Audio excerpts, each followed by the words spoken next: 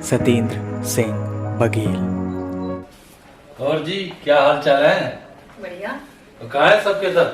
चंदन, any, देव, क्या हुआ बाबा जी? भाई आज मैं बहुत खुश हूँ। आज मैं जिस काम के लिए गया था मैंने वो काम पूरा कर दिया। बताइए क्या बात की खुशी है? बस पहले सब मिठाई तो खाओ एक एक करके। एनी बेटा ले पहले, सबसे पहले तू मिठाई खा। आज ना मैंने एनी बेटी का ब्याह तय कर दिया है। अरे वाह। भाई ले चंदन, तू भी मिठाई खा खुश खुशी में। भाई बहुत अच्छी बात है, बहुत अच्छा लग रहा है। मैं तो बहुत खुश हुआ देख के। शुरू से ही फिल्मों के शौकीन रहे सत्येंद्र सिंह बघेल का जन्म यूपी के खुशीनगर डिस्ट्रिक्ट में हुआ। यूं तो उनका या उनके परिवार का फिल्मी दुनिया से दूर का भी रिश्ता नहीं है, पर फिल्मी दुनिया में उनकी रुचि ने फिल्मों के लिए उनके दिल के कोने में सदैव घर बनाए रखा है। हाल ही में इन्होंने अपना डेब्यू टीएलबी फिल्म्स के बैनर तले रिलीज हुई शॉर्ट फिल्म 14 फरवरी से किया है। बेटी, ऐसे कब तक चलेगा? ऐसा 1 साल बीत गया बात को, तुम अभी भी उन्हीं सब चीजों पर विचार कर रही हो। दीपक एक फौजी था, वो अपने देश के लिए शहीद हुआ है। देश धर्म से बड़ा किसी फौजी के लिए कोई भी रिश्ता नहीं होता। दीपक जहां भी होगा, आज वो तुझे इस हालत में देख के खुश तो नहीं होगा, बहुत दुखी होगा वो। बेटा, सब चीज को भूलो और अपनी नई जीवन को शुरुआत करो। तो चलिए शुरू से शुरू करते हैं दास्तान स्ट्रगल विद सत्येंद्र सिंह बघेल।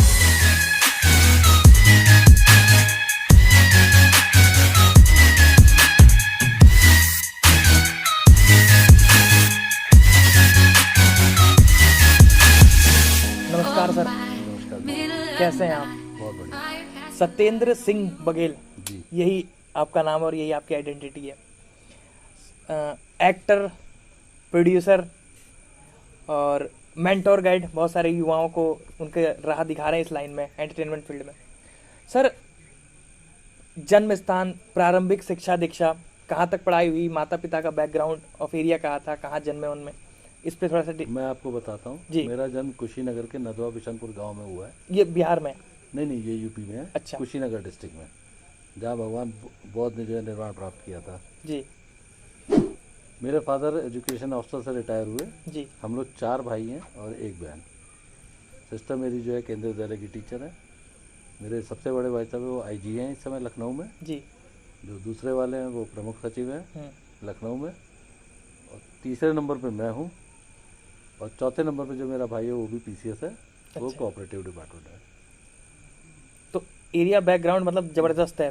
हाँ, बैकग्राउंड बढ़िया है, बट हमारे यहाँ की एक बहुत अच्छी प्रथा है जी। कि जरूरत पड़ने पे सब खड़े रहेंगे, लेकिन आपको खड़ा करने के लिए कोई खड़ा नहीं रहेगा। अरे जबरदस्त लाइन। हर आदमी को अपने अपने ही टैलेंट के हिसाब से, अपने ही कैपेबिलिटी के हिसाब से खड़ा होना है। अगर खुदा ना खास्ता कभी जरूरत ऐसी पड़ी जी, तो सब खड़े रहते हैं साथ में।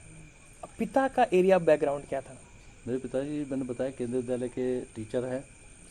टीचर से फिर वो प्रिंसिपल हुए, प्रिंसिपल से एजुकेशन ऑफिसर हुए, एजुकेशन ऑफिसर होकर रिटायर हुए, और आजकल वो गोरखपुर में ही रह रहे हैं। मेरी शिक्षा जो है वैसे तो केंद्रीय विद्यालय में होती रही जी। उसके बाद जब ग्रेजुएशन का समय आया तो मैं इलाहाबाद विश्वविद्यालय में मैंने एडमिशन लिया। इलाहाबाद विश्वविद्यालय में एक बहुत अच्छा कल्चर है कि वहाँ आपके सगे न होते हुए भी सब आपके अपने हैं। जी जो सीनियर है वो सीनियर है, जो जूनियर है वो जूनियर है। जी। अगर आप गलती करोगे तो सीनियर आपको नहीं छोड़ेगा, आपका जूनियर अगर आप गलती करेगा तो आप उसे नहीं छोड़ोगे। तो एक बहुत अच्छा माहौल और बहुत अच्छा कल्चर मिलता है वहाँ पे। वहाँ पे हमारी एक बहुत अच्छा मैं आपको किस्सा बताना चाहता हूँ। जी जी। एक नाम आपने सुना होगा, विश्वजीत प्रधान। विश्वजीत प्रधान जिन्होंने गदर में और ना जाने कितनी फिल्मों में काम किया है जी। वो हम लोग के एक हॉलैंड वाला हॉस्टल में रहते थे और हम लोग के सीनियर थे। उनका शौक फिल्मों में बहुत था, लेकिन हम लोग हॉस्टल में थे तो फिल्म देखने का ही शौक था। बाकी जो शौक रहता था करने का वो करने की कोशिश करते थे, हो नहीं पाता था, फिर भी कोशिश की जाती थी। विश्वजीत प्रधान जी जो है वो इंग्लिश मूवीज़ बहुत देखते थे और अंग्रेजी मूवी देखने के लिए उत्तर प्रदेश में कल्चर उतना था नहीं। तो वो हमेशा पार्टनर खोजा करते थे। पार्टनर खोजते थे तो उनके साथ आप जाओ, बैठ जाओ साइकिल पे, वो आपको ले भी जाएंगे चला के, पिक्चर भी दिखाते थे, खाना भी खिलाना, मतलब आपके सारे शौक पूरा कर देंगे। एक हॉस्टल लाइफ में जो आदमी खोजता है। बाद में वो फिल्मों में आ गए, तब हम लोग देखते थे, हम लोग कहते थे ये विश्वजीत प्रधान जी हैं। उसी दौरान हमने भी हम लोग का एक ग्रुप था, मैं, योगेश गोयल, विजय दुबे, रवि ओझा, हम लोगों ने एक एडवर्टाइजिंग एजेंसी बनाई। ये विजय हल्का सा बस इतना सा काटना चाहूँगा कि इलाहाबाद यूनिवर्सिटी में आप कौन सा एजुकेशन आपने प्राप्त किया वहाँ से?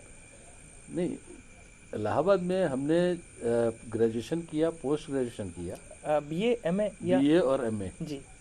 लेकिन जब हम ग्रेजुएशन हम लोग कर रहे थे, बीए कर रहे थे, उसी दौरान जो ये हम लोग की टीम थी, हम लोगों ने ये मन होता था कि कुछ काम किया जाए, कुछ दो पैसे अर्न करें। तो हम लोगों ने एक एडवर्टाइजिंग एजेंसी खोली। उसमें मैं, योगेश गोयल, विजय दुबे, हम लोग 3 लोग काम करते थे। और एक हम लोग की और दूसरी टीम थी जिसमें विवेक शुक्ला, रवि ओझा, कमल ओझा, इन लोगों का शौक एक दूसरे टाइप का था, हीरो बनने का और एक्टिंग करने का। तो एक इन लोगों ने पता किया कैमरा कितने मिलेगा, रील कितने मिलेगा। उस समय तो रील आती थी, उस समय तो मेमोरी कार्ड था नहीं। पता करके इन लोगों ने एक विंग कमांडर थे एयरफोर्स के, उन्होंने एक स्टोरी उन्हें बताई कि इसको जो है इस पे बनाया जाए हम लोग। उनका भी शौक था, पैसा था उनके पास, रिटायर हुए थे। तो उन्होंने एक सीरियल बनाया। सीरियल क्या बनाया उन्होंने, एक बनाया करीब 1.5-2 घंटे की एक फिल्म बनाई, वहीं पे इलाहाबाद में ही शूट किया अपना, जो कि आगे जाके आपके एक बहुत बड़े सीरियल के रूप में उभरा था और एक बहुत बड़ा कलाकार भी उससे निकला था। वो था फौजी सीरियल, शाहरुख खान वाला, जिससे शाहरुख खान जी जो है शाहरुख खान बने। तो ये तो हम लोग के उस दौरान का काम था। हम लोग एडवर्टाइजिंग एजेंसी चलाते रहे, वो सब फिल्मों में उन्होंने किया। बाद में एक विक्रम चोपड़ा लड़का था, उसको हम पिक्चर में रोल मिला था, जिस रोल को गोविंदा ने किया था। लेकिन फादर की तबीयत खराब होने की वजह से उसको वापस आना पड़ा, फिर उस रोल को गोविंदा ने किया था। अदरवाइज वो टीम भी बहुत खुश होती। और ये सब रहा अपने शिक्षा के दौरान। पढ़ाई लिखाई कंप्लीट कर ली, उसके बाद नौकरी में चले गए। उसके बाद जो एक्चुअल में इलाहाबाद विश्वविद्यालय का जो मोटिव होता है IAS PCS बनने का, उसमें नहीं जा पाए। तो हमने एक प्राइवेट ऑर्गेनाइजेशन, एक गोरखपुर का होटल है, होटल प्रेसिडेंट, उसको ज्वाइन किया। कुछ दिन हमने सुमन मोटल्स में भी काम किया था। होटल प्रेसिडेंट को हमने ज्वाइन किया एज ए GM, क्योंकि मेरा घर भी गोरखपुर में ही है, हम लोग वहीं के रहने वाले थे, तो वहीं पे हमने ज्वाइन किया, वहीं पे हम काम करते थे। उस होटल में काम करने के दौरान जी हमारी बहुत बड़े बड़े लोगों से मुलाकात हुई, क्योंकि वो एक रेनाउंड होटल था, बढ़िया होटल था। वहाँ पे हमारी मुलाकात सुब्रत रॉय जी से हुई। सुब्रत रॉय सहारा श्री से। वहाँ पे OP श्रीवास्तव जी से मुलाकात हुई। वहीं पे हमारी सबसे पहले मुलाकात जो है, जिसको मैं मतलब मैं ये डाइवर्सिफिकेशन नहीं कर पा रहा हूँ कि मैं पॉलिटिकल लोगों का नाम लूँ या मैं फिल्मी दुनिया का नाम लूँ, क्योंकि मेरा एक शौक है कि हर बड़े आदमी से मिलने का और रिलेशन बनाने का। लालू प्रसाद यादव हुए, आपके अखिलेश यादव हुए। फिल्म लाइन में भी मेरा जैसे मनोज तिवारी जी मेरे बड़े ही करीबी मित्र हैं, भोजपुरी स्टार और सांसद दिल्ली। रवि किशन जी हैं, फिर कल्पना हुई, दिनेश यादव ने रहुआ हुआ। इन सबसे हमारे व्यक्तिगत मुलाकात और व्यक्तिगत रिलेशन मेरे हो गए थे, और बहुत अच्छे मेरे रिलेशन हैं, आज भी हैं।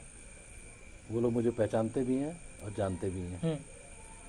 बल्कि एक बार तो मैं आपको बहुत अच्छा किस्सा बता रहा हूँ, 2 किस्से हैं मेरे पास। हाँ, बताइए। मनोज तिवारी जी के। एक बार हम लोग लखनऊ से आ रहे थे, रात में 2 बजे एक जगह पड़ती है विक्रम जोत, हुआ कि वहाँ चाय पिया जाए। तो वहाँ पे एक सिंह ढाबा के नाम से फेमस, बहुत फेमस ढाबा है, चाय पिया जाए। तो वो जो है वो जो है वहाँ पे हम लोग रुके, तो गाना बज रहा था बगल वाली जान मारे ले, जिसको मनोज तिवारी जी ने गाया था। तो मैंने मनोज भाई से बोला, मैंने मनोज भाई इसकी CD जो है खरीदिए इससे, दुकान वाले से। तो मनोज जी गए कि भाई बगल वाली जान मारे ले की CD दो मुझे। तो उसने कहा कि मैं जो है एक ही CD है मेरे पास और मैं आपको दे नहीं पाऊंगा। तो उन्होंने कहा नहीं नहीं आप मुझे दो, तो उसने कहा नहीं मैं दे नहीं पाऊँगा। तो फिर मैं गया, मैंने उससे बोला, मैंने कहा भाई तुम सीडी दे नहीं दे हो, कम से कम अगले आदमी का चेहरा तो देख लो। तो उसने जब चेहरा देखा तो शॉक था कि मनोज तिवारी सीडी मांग रहे हैं। एक बार ऐसी बनारस में हम अपने वर्किंग पे गए हुए थे, तो वहाँ पे जो है जिस होटल में हम रुके थे, तो हमने मनोज भाई को फ़ोन किया कि मैं आया हूँ बनारस और इस होटल में रुका हूँ। तो सुबह सुबह 6 बजे चले आए। वो भी अपना कहीं प्रोग्राम से ही लौटे थे, थके हुए थे, तो वो आए और मेरे बगल में सो गए। थोड़ी देर बाद मेरे दरवाजे पे नॉक होता है, तो मैंने दरवाजे खोला, देखा होटल का मालिक, उसका पूरा परिवार खड़ा है। अच्छा। मैंने भाई साहब क्या हुआ? कह रहे मनोज तिवारी जी आए, मुझे उनके साथ फ़ोटो खिंचवानी है। मैंने कहा वो सो तो रहे, जाओ फ़ोटो खींच लो, बगल में सो के सब।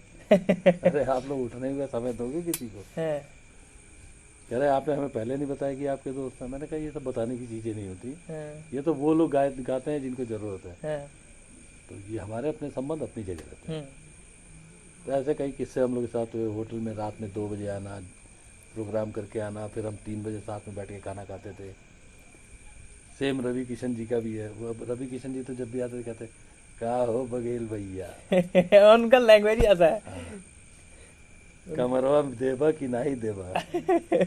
तो ये बड़ा मज़ा आता था उस दौरान, बहुत मज़ा आता था। नहीं उनका अलग ही स्टाइल ही अलग है उनका। नहीं, मैं ओवरऑल आपको बताऊं कि बाई नेचर ये दोनों लोग बहुत अच्छे हैं और बहुत ही अच्छे हैं। मतलब इनको ये घमंड नहीं रहता है।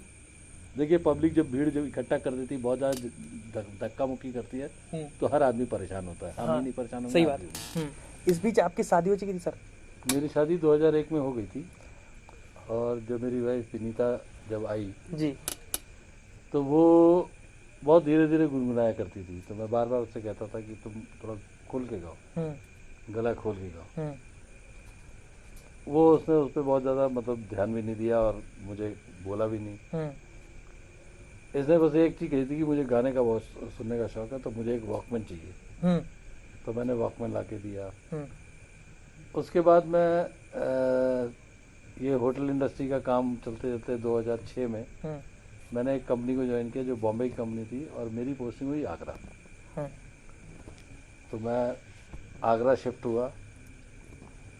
फिर आगरा से मैं रुड़की गया, रुड़की से हरिद्वार गया। हरिद्वार से मैं जब यहाँ पे आया रुद्रपुर में, तो मैंने यहाँ पे ज़मीन ली और मकान बनाया। तो मुझे वो वॉकमैन वाली बात याद थी, तो मैं एक म्यूज़िक सिस्टम विथ माइक वाला जो है मैं सेट खरीद के लाया। मैंने कहा कि तुम इस पे गाया करो। हाँ। तो चूँकि उसकी रुचि बहुत थी, लेकिन वो कहती नहीं थी। तो फिर वो जब माइक वाला सेट आया तो उसने गाना शुरू किया, उसको बहुत अच्छा लगा। फिर उसने मुझसे कहा कि ये यहाँ पे दुर्गा पूजा होती है, वहाँ पे बहुत अच्छे अच्छे प्रोग्राम होते हैं, मैं वहाँ गाना चाहती हूँ। तो चूँकि काली नगर जहाँ पे मेरा मकान है वहाँ पे सब लगभग जानती हैं मुझे, तो वहाँ पे दुर्गा पूजा मैंने बोला कि भाई मेरी वाइफ गाना चाहती है। तो उन्होंने कहा अरे हम तो चाहते ही हैं कि भाभी जी गाएँ। फिर उसने गाना गाया, तो ये लगा कि मतलब she can sing very good. और इस प्लेटफॉर्म को बढ़ाने के लिए फिर मैंने उसी के कहने पे एक तो उनको गुरु मैंने दिया जो उनको संगीत की शिक्षा देते रहे, और पैरेलली मैंने जो है यहाँ पे एक बघेल स्टूडियो अपने घर में ही जो है ऊपर एक इस्टेब्लिश किया म्यूजिक का, ताकि जब गाना आदमी गाए तो एक प्रॉपर ढंग से उसकी रिकॉर्डिंग हो, उसकी आवाज़ बहुत अच्छे से आए, और उसको यूट्यूब के माध्यम से या आप जैसे लोग चैनल जो फिल्मी चाणक्य वालों की तरफ से ऐसे लोगों के साथ मिलके हो सकता है कि कभी कोई स्कोप लग जाए और ये आवाज़ दूर दूर तो जाए जी। पैसा मोटिव नहीं है हमारा पैसा कभी भी कमाने का मोटिव नहीं रहा। वो तो आपने दूसरे इंडस्ट्री से बहुत कमा लिया। हमने नहीं, जो अपना स्टूडियो बनाया वो उन लोग के लिए बेसिकली बनाया है कि जो भी करना चाहता है, जो भी अपने गाने को रिकॉर्ड करके कहीं सुनाना चाहता है, करना चाहता है, तो हम बहुत नॉमिनल कॉस्ट, जो कॉस्टिंग होती है नॉमिनल कॉस्टिंग, जैसे जो मेरा स्टाफ काम कर रहा है उसको कुछ मिल जाए, हम उसको करके देते हैं ताकि वो भी अपना करे और साथ साथ हमारा अपना भी काम होता रहे इससे। तो वो स्टूडियो मैंने विनीता के लिए ही मैंने बनाया और आज वो उस पर बहुत अच्छा गाना गा रही हैं। और शायद आपने सुना भी होगा, अभी एक अपना यूट्यूब पे चैनल एक प्यार का नगमा है डाउनलोड अपलोड हुआ था। जी जी, बहुत बेहतरीन है। और एक बुरा काल की संगीत है, उस पर ये लगातार गाती रहती हैं, उस पर भी उनके गाने आए हैं जी। और एक दो शॉर्ट फिल्में हम लोग कर ही रहे हैं, तो उसमें वो एक्टिंग का भी शौक है तो बाकी शॉर्ट फिल्म भी कर लेते हैं। 14 फरवरी और बिस्कुट। हाँ, 14 फरवरी और बिस्किट, जो कि 14 फरवरी तो 12 तारीख को रिलीज़ हुई गई है, 12 मई को 12 मई को रिलीज़ हुई गई है। और TLB फिल्म्स के साथ है, TLB फिल्म्स ने बनाई है जी। और उसके जो डायरेक्टर हैं वो शायद आप जानते होंगे दीपक गौतम जी और चंदन गौतम जी को। They are very good people.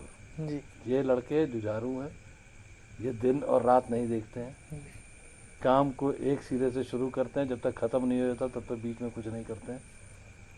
उनके साथ काम करने का मौका मिला तो we are feeling very proud. नहीं, अब ये ज़्यादा तारीफ हो जा रहा है। नहीं, तारीफ नहीं है, जो हकीकत है सो हकीकत है।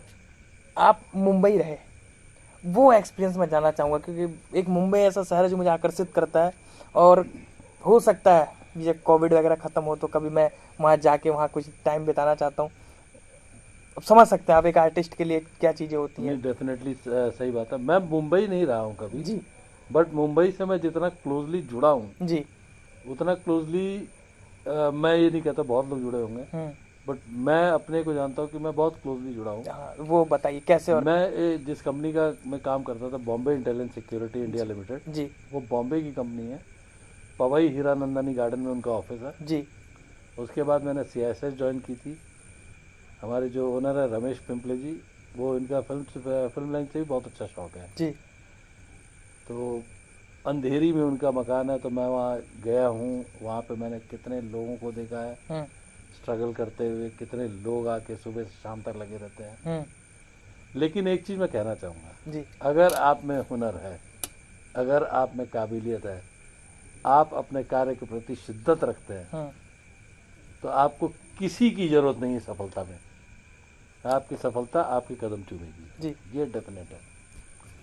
बॉम्बे बहुत अच्छी लाइफ है, बॉम्बे की लाइफ बहुत अच्छी है। वहाँ आप इजीली स्ट्रगल कर सकते हैं जी और आपको वहाँ आउटपुट मिल जाएगा। आप सोचें कि आप यहाँ पे रुद्रपुर में स्ट्रगल करके और आप सोचेंगे कि बहुत अचानक आप बहुत हाई फाई चले जाएंगे, क्योंकि यहाँ पे बहुत सारे ऐसे प्रोडक्शन हाउस मौजूद हैं जी जो केवल गुमराह करने का काम करते हैं, जी केवल गुमराह करने का काम करते हैं। ग्राउंड लेवल पे कोई काम नहीं करता है। बहुत सारे ऐसे लोग हैं जो ग्राउंड लेवल पे भी काम करते हैं, वो आपको दिखेंगे ही नहीं यहाँ पे। जी वो अपने कार्य में इतने व्यस्त हैं, वो इतना अपनी चीज़ में लगन में लगे, अपने काम में लगन में लगे हुए हैं जी। कि वो आपको फालतू काम करते नहीं दिखेंगे। हम्म, तो बॉम्बे इज़ द बेस्ट इस लाइन के लिए। अगर आप नहीं, इस लाइन किसी भी लाइन को आप ले लीजिए, चाहे वो फिल्म लाइन ले लीजिए, चाहे आप वर्किंग कल्चर को ले लीजिए, वर्किंग लाइन को ले लीजिए, चाहे बिजनेस लाइन को ले लीजिए। अगर आप शिद्दत से करेंगे तो जिस लाइन को चुनेंगे उस एकदम सफल होंगे। और ये लाइन तो बहुत बड़ा समुंदर है, यहाँ तो बहुत लोग खप जाते हैं। आप खुद ही आपका है सब कुछ, आप जानते हो कि एक इंटरव्यू के लिए आपके पीछे कितनी बड़ी टीम खड़ी होती है, जी तब जाके एक इंटरव्यू सामने आता है। तो वो तो कई सालों का प्रोजेक्ट पे फिल्म बनती है, ना जाने कितने परिवार चलते हैं उसमें। तो it's good, Bombay is very good.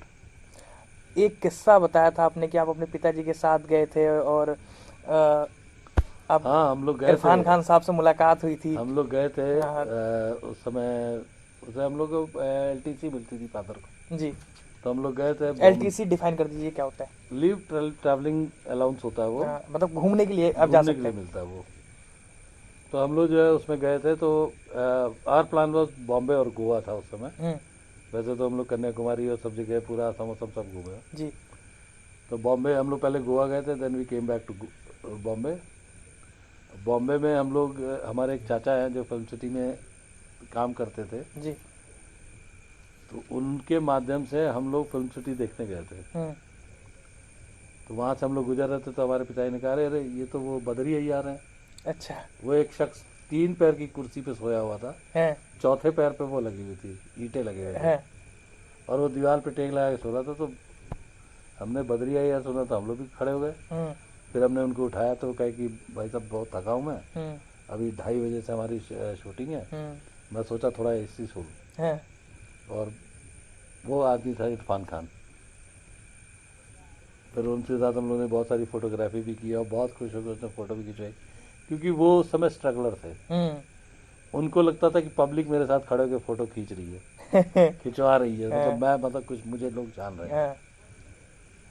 और इरफान खान जी ने जब बाकी अपनी मूवीज़ दी और जब उनका टैलेंट बिखरा तो लोग इरफान खान को देखने के लिए तरस गए। एक इंग्लिश मीडियम फिल्म की शूटिंग हो रही थी रुड़की में। हाँ।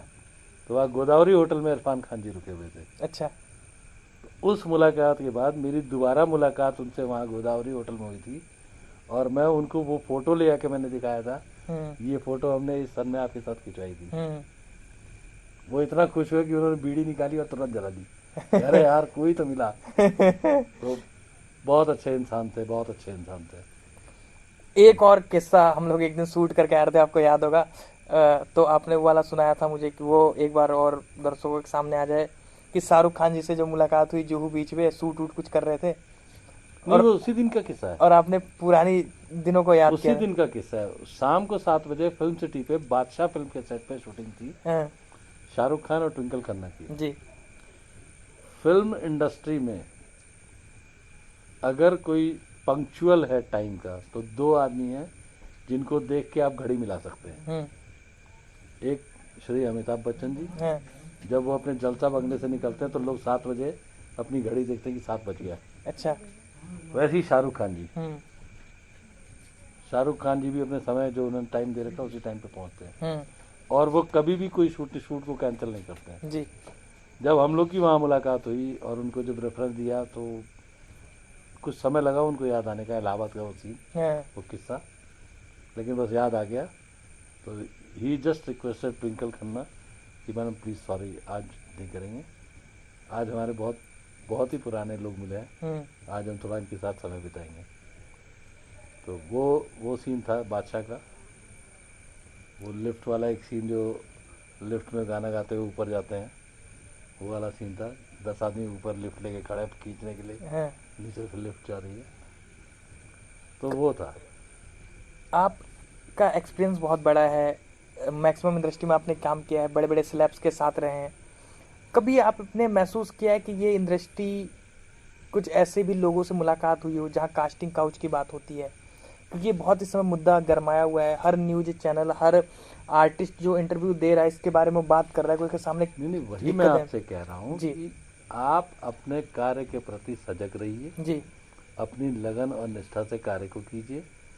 अगर आप में हुनर है तो आपको किसी की जरूरत नहीं है जी, क्योंकि ऐसा नहीं कि फिल्म सिटी, ये जो पिक्चरें बनती हैं, ये सब सोर्स सिफारिश से काम चल रही है।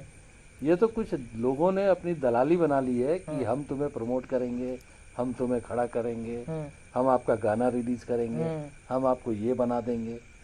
और वो एक कैमरा रखा, 2 लाइट लगाई, आपका रिकॉर्ड किया, और एक आपको सीडी पकड़ा दी, तब सीडी चलता था, अब तो पेन ड्राइव पकड़ा देते हैं, तो वो आदमी वो गाना लेके बस घूमता रहता है। नॉट दैट, नहीं करना चाहिए सब, लेकिन अब लोगों को अपना जरिया बना रखा बेवकूफ़ बनाने का। मैं तो यही कहूँगा, किसी को भी कभी भी इन सब चक्करों में नहीं पड़ना चाहिए। वो अपने वर्क के प्रति सजग रहे, अपने वर्क के प्रति निष्ठा से कार्य करे। शिक्षा जो हम लोग कहते हैं ना कि सीखना कभी नहीं खत्म होता है। सीखना आप जब से पैदा होते हैं और जब तक मरते हैं तब तक आप सीखते हैं जी। कौन सा मोड़, कौन सी घटना, कौन सी चीज़ ऐसी शिक्षा देगी। एक बहुत छोटा सा आपको एग्जांपल बताता हूँ। बारिश होने के पहले आप देखते हो कि चींटी सब बाहर आ जाती हैं। हाँ। वो क्या करती हैं, ये आप ही बताइए। वो सबसे पहले बाहर निकल के वो चलती है कि कहीं ना कहीं से हमें जो अन्न या दाना मिल जाए, हम उसको लाके अपनी हिफाजत के लिए रख लें, ताकि बरसात में हमें निकलना ना पड़े, खाना ना पड़े। अच्छा। वो इस शिक्षा से आप क्या समझते हैं? वो उसको पता है, वो उसका वर्क है, वो उसको खाने के लिए वो चोरी चमारी नहीं कर रही है, वो मेहनत कर रही है। तो वी लर्न कि मेहनत आपको करनी पड़ेगी जी। शिक्षित आपको होना पड़ेगा और शिक्षित होते रहना पड़ेगा। कब कौन से मोड़ पे क्या ज्ञान प्राप्त होगा इसका किसी को नहीं पता। कौन सा ज्ञान आपको कब किस मोड़ पे ले आया खड़ा कर देगा इसका कोई पता नहीं। तो इस टाइप की चीज़ें जो ये जो कास्ट काउच ये सब चीज़ें जो है ये सब चीज़ें होनी नहीं चाहिए, लेकिन लोग अपना गुजारा करने के लिए कर रहे हैं। कई बेचारे अनजान लोग फंस भी जाते हैं जिनको ज्ञान नहीं है। एक और इसी से जुड़ा हुआ सवाल है, हालांकि आपने जवाब दे दिया है कि काम देने के नाम पर जो पैसा मांगा जाता है, वही मैं बता रहा हूँ। अगर आप में काबिलियत है तो आपको काम के लिए कोई पैसा देना पड़ेगा? नहीं, बिल्कुल नहीं। अगर आप काबिल हैं तो फिर आपको जरूरत ही क्या है काम की? नाकाबिल तो बहुत ऐसे आप देख रहे होंगे कि इतने पॉपुलर लोग इंडस्ट्री में पड़े हैं, क्या सबके बच्चे और सबके वो हीरो हीरोइन बन गए? जी अगर एक में बन भी गए तो अगले में तो दिखाई भी नहीं दिए। जी। अगर पैसे से ही सब कुछ होता तो हो जाता। पैसा भी छोड़ दिया, हम तो कह रहे हैं माँ बाप की शोहरत भी अगर काम करती, अगर काम ही करती तो इतनी बड़े बड़े इंडस्ट्रीज पड़े हैं जिनके पास अरबों खरबों रुपए जो देश चला रहे हैं, वो अपने बच्चों को हीरो हीरोइन बना के नहीं खड़ा कर देते। बिल्कुल। वो एजुकेट करते हैं।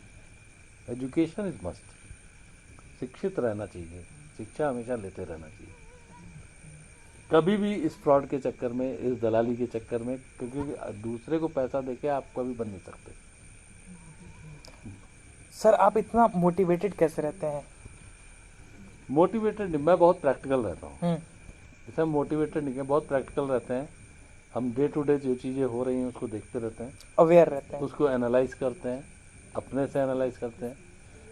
एक व्यक्ति को अगर आप अपने को सुबह उठने से लेके और रात सोने तक, सोने के 15 मिनट तक आप केवल ये एनालाइज कर लो कि आपने पूरे दिन में क्या किया, तो मेरे ख्याल से इससे बढ़िया लेसन आपको मिलेगा नहीं। बिल्कुल। अगले दिन के लिए तो ये है। अच्छे पिता बन पाए आप? डेफिनेटली। इतने कॉन्फिडेंस के साथ कैसे कह सकते हैं? या तो ये हमारा भाई देव बताता, लेकिन आप कह रहे हैं तो। आप जब आप देखेंगे बिस्किट, हाँ तो you will find his original character in that. हाँ। बिस्किट में जो उसने रोल किया है, वो रोल का जिक्र कर ही दीजिए एक बार। मैं और मेरी वाइफ जो है, मतलब मैं एक वो आजकल जो चलित पति होते हैं, हाँ, जो बीवी की सुनते रहते हाँ, हैं कि ये करो वो करो, ऐसा नहीं, ये पहनो वो पहनो। हाँ, उसमें यही दर्शाया है हम लोगों ने कि हम तो सुन ही रहे हैं, हाँ, उनका आदेश चल ही रहा है जी। बट जो मेरे बेटे ने जो उसमें कैरेक्टर जो रोल प्ले किया है कि वो जो मेरे फादर है, नारायण शाह जी, जिसको हम लोग छोड़ के जाते हैं घर पे, अपने ससुराल हम जा रहे हैं खाना खाने के लिए, और अपने बाप को छोड़ के जा रहे हैं बिना खाए भूखे। तो मेरा बेटा आता है वो कि दादाजी ये बिस्किट का पैकेट मेरी माँ ने मुझे दिया था चोरी से खाने को, ये आप रख लो, आपको भूख लगी तो खा लेना।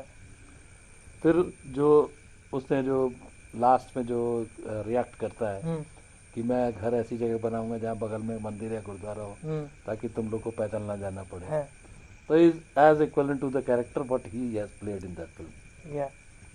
तो वो I am proud of him. एक अच्छे बेटे बन पाए? अच्छे बेटे के विषय में कह पाना थोड़ा सा मुश्किल है, बट ये है कि आज भी मतलब मेरे बड़े भाई साहब जो आईजी हैं, वो भी मेरे फादर के सामने नहीं खड़े होते हैं। हम लोग तो अपने बड़े भाई साहब के सामने नहीं खड़े हो पाते हैं, तो फादर के सामने तो खड़े होने में वैसे ही डर लगता है, क्योंकि एजुकेशन का संस्कार रहा है, शिक्षा विभाग में फादर रहे हैं और इलाहाबाद विश्वविद्यालय का कल्चर रहा है। तो अब अच्छे बेटे तो हम यही कह सकते हैं कि अब कोई ऐसा काम तो नहीं किया जिससे उनको मतलब सिर झुकाना पड़े, लेकिन उनके लिए भी कुछ अच्छा काम कर नहीं पाए। इस बात का रिग्रेट है? रिग्रेट भी नहीं है, क्योंकि देखिए हमारे फादर का ना शुरू से एक उसूल रहा है कि हम आपको एक आपकी शादी तब होगी जब आप अपने पैरों पे खड़े हो जाएंगे। अगर आप 50 साल तक भी नहीं खड़े होते हैं तो आपकी शादी नहीं होगी, और अगर आपकी शादी हो गई तो आप अपना परिवार संभालिए। हमको नहीं जरूरत है देने की, because I am getting bored, लेकिन आप अपना परिवार संभालिए उसी को ठीक से चलाइए तो मेरे लिए वही सफलता है। तो इस हिसाब से तो ठीक ही है फिलहाल। फ्यूचर प्लान्स क्या हैं आपके? फ्यूचर प्लान तो मेरा एक तो ये जो मेरा स्टूडियो है, इससे मैं नए जो कलाकार आना चाहते हैं जी। जो अपना जो भी प्रमोशन कराना चाहते हैं उसको मैं सहयोग करना चाहता हूँ। एक आध बड़ी मूवी का भी मेरा टारगेट है जिसके विषय में मैं TLB फिल्म से मैं डिस्कस कर चुका हूँ। एक वेब सीरीज बनाना चाह रहे हैं और एक हिंदी मूवी भी देखा जाएगा। बिल्कुल बिल्कुल। और साथ में अपने स्टूडियो को भी आगे बढ़ाना है। तो सर बहुत अच्छा लगा आपसे बात कर मतलब आप यकीन नहीं करेंगे एक्चुअली कुछ नॉलेज निकल के आया है और इस कॉन्फिडेंस में जवाब दे पाए आप। मेरे दर्शक हैं, फिल्मी चाणक्य चैनल है ये, क्या कहना चाहेंगे आप मुझे? नमस्कार, मैं आप लोग को ये बताना चाहूँगा, कभी भी किसी के बहकावे में मत आइए, कभी भी किसी प्रलोभन में मत आइए। आप अपने को जिस फील्ड में करना चाहते हैं, जिस फील्ड में रखना चाहते हैं, उसका ज्ञान अर्जन कीजिए, लगातार सीखते रहिए, लगातार उस पर अमल करते रहिए, सफलता आपकी कदम चुमेगी। नमस्कार। तो दोस्तों आज हमारे साथ थे Satyendra Singh Baghel sir, corporate industry से हैं, ये कॉर्पोरेट इंडस्ट्री से हैं, बहुत सारे जॉब्स किए हैं, अच्छे अच्छे पोजीशन पे रहे हैं, बहुत अच्छे अच्छे लोगों से रिलेशन रखे हैं। शुरू से ही एंटरटेनमेंट फील्ड या आर्टिस्टिक फील्ड में इनका इंटरेस्ट था। वही इंटरेस्ट इनको मनोज भैया के करीब ले आया, रवि किशन जी के करीब ले आया, निरहुआ जी के करीब ले आया और जो काफ़ी फिल्मी हस्तियां हैं लाइक शाहरुख खान या इरफान खान जी के करीब लेके आया। और उस सारी चीज़ों को करते करते अपनी पारिवारिक जिम्मेदारियों को संभालते हुए जो इनकी पत्नी है विनीता सिंह बघेल जी जो कि बहुत अच्छी सिंगर हैं, उनके भी ख्वाब को पूरे किए, उनको भी सपने को पूरे किए एक पति होने के नाते। और आज जिस वो मुकाम पर हैं, जो उनका एक इस फील्ड में एक दिलचस्पी थी, आज नए नए कलाकारों को मौका दे रहे हैं अपने बघेल म्यूजिक स्टूडियो के थ्रू। अपने पत्नी के साथ भी कुछ ना कुछ मिलके प्रोजेक्ट बनाते रहते हैं और नए नए युवाओं को भी अप्रोच कर रहे हैं हमारे कैमरे के माध्यम से कि अगर आप में कुछ टैलेंट है, कुछ बात है और आप कुछ कर गुजरना चाहते हैं तो आप सर से बिल्कुल मिल सकते हैं। बघेल स्टूडियो है कालीनगर में। कुछ जानकारी चाहिएगा कमेंट में लिख सकते हैं, नंबर या कुछ भी, तो आप कमेंट में लिखिए, मैं पूरा कोशिश करूंगा कि आपको सर से मिलवाऊं और सारी चीज़ें हों। और तब तक के लिए see you soon, just a bit.